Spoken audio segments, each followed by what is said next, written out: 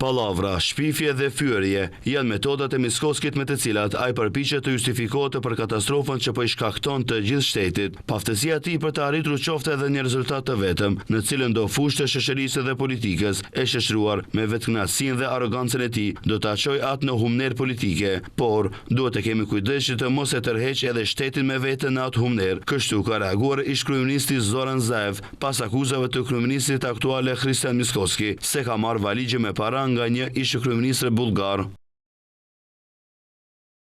Kategorikisht i hedh poshtë gënjeshtra dhe shpifjet e Mickoskit për të ashtu quajturët valigje me para nga një ish-kryeministër bullgar, si të pavërteta dhe si një përpjekje dëshpëruare një kryeministri të paaftë për të zhvendosur vëmendjen e opinionit nga dështimet e tij tek trillimet e veta. Zaev shtoi se nëse dikush është ekspert për valigje me para, atëherë ata janë pikërisht mbështetësit dhe financuesit e Mickoskit.